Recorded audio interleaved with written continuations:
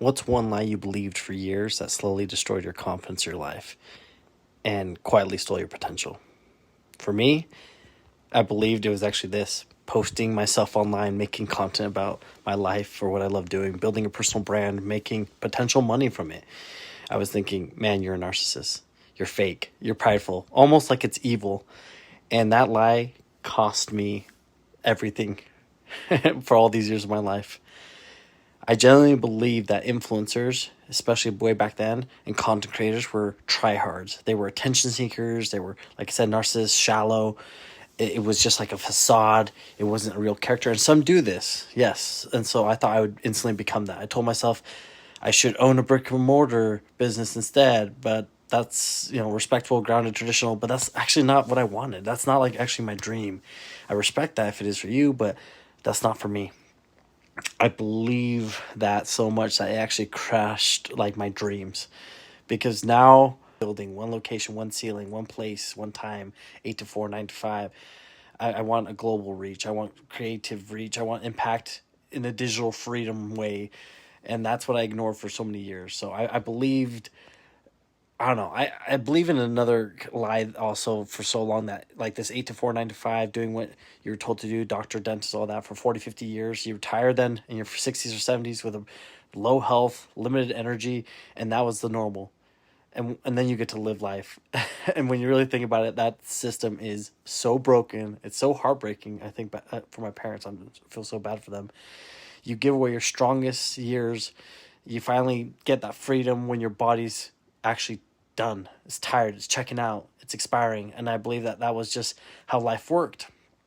And the painful part is when I first started changing my body, my mindset, my discipline, people actually told me, dude, you should post about this. This is inspiring. This is helping me. Even a guy, at the front desk, like, ignore what people think and say. He's like, just keep doing that. I even at one point, a videographer found me and said, hey, I'll film you for free while you keep doing these transformations. Because I had changed so much. I was going to step on a bodybuilding stage. I was getting attention. I was getting momentum. I was getting opportunities. People were like literally coming to me, hey, can you train me at the gym? I've seen what you've done. Can you do the same with me? Obviously not to go on stage, but most people just want to get in shape. Teach me how you diet, how you train. So everything was like aligning. I had them record my show, workouts, and then I got embarrassed. I hid. I look at the people around me, the older people especially, they were judging me. Subtle like embarrassment stepped in, and especially from those close to me actually. And people like, why do you have a camera guy follow you around? It's kind of weird, kind of dumb to record yourself, giving instructionals. Like, I'm not big, I'm not massive. And I listened to that and my own like inner negative thoughts, and I, instead of trusting my gut, I judged myself through their eyes and my negative person's eyes and myself, and I stopped. And looking back now, I don't think it was hate.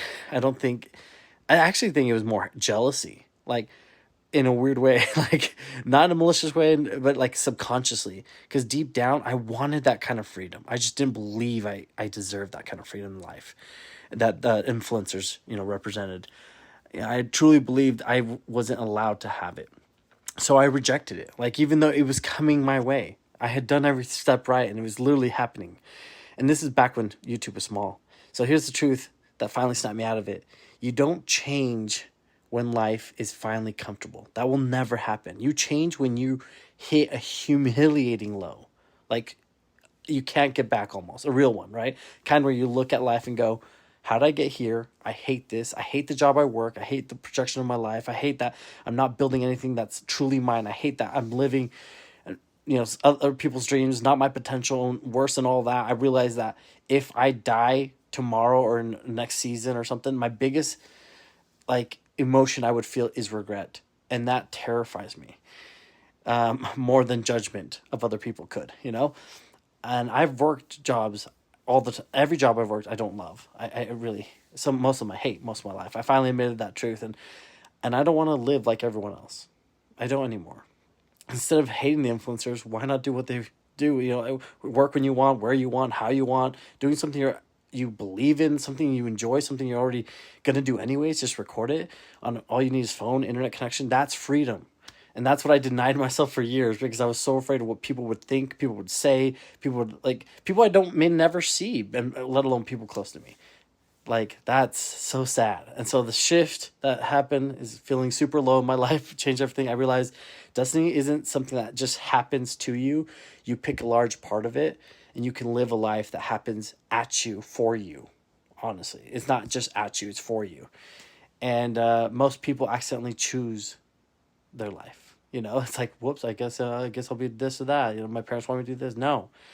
So I've always had this feeling in my inner gut, in my heart, says it's just pull to be myself. But I'm like, how can you monetize that? How can you live just by being authentic and then being yourself? And then social media pops around.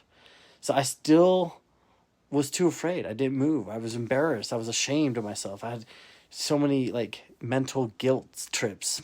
And even when people told me, dude, it's inspiring the way you've changed your life. People need this. I still hid. I still hid myself because I'm like, yeah, I'm nothing special. I kept living in a scarcity mindset. So what finally snapped me out of it, like I said, I hit a new low, a low that you don't think you can come out of, but you still do. And I had nothing left to lose. I don't right now. I don't like my job I currently have. I don't like my routine. I don't like my ceiling, the glass ceiling. And I told myself, I either play small forever, continue working jobs I hate and die, or I'll go in full 100% in something I actually want. So now I'm posting daily. I don't care if the videos are not perfect, no edits. I don't care if, it's this, like you barely see me. I don't care about the views being super low at first, nothing like that. I care that I'm finally listening to myself. I'm posting and I'm hopefully helping someone else on top of myself. I care that I'm finally acting on my gut instead of my fear. And yeah, some people are going to judge me. Some people are going to mock me. Some people will say, just stay comfortable, essentially, like me. Hide, keep hiding. That's fine, but that's not me anymore. I'm going to live a life I choose while living this miserable life and then eventually, migrate out of it. And I want to die living a life that I loved, not just tolerated. Not just happened at me, but for me. So if you're watching this and you feel that same pull in your heart, whether it's to teach, to create, to speak, to build, to lead, I don't know, but that whatever's in you, but then you keep quiet because you're afraid of how you'll look. I want you to hear this. The people who judge you now will be the same exact people who say, I always knew you had it, to make it. Or, man, teach me how you did it. Like the same people. And one day I'll tell you about my near-death experience because it has to do with something I just said right before this. Because that changed how I view life forever, but not to the point of this low. So for now, this is the takeaway. The lie that almost ruined my life was thinking that my voice didn't matter to anyone. And yours does, mine does. So I hope you know that. And I hope you believe that one day.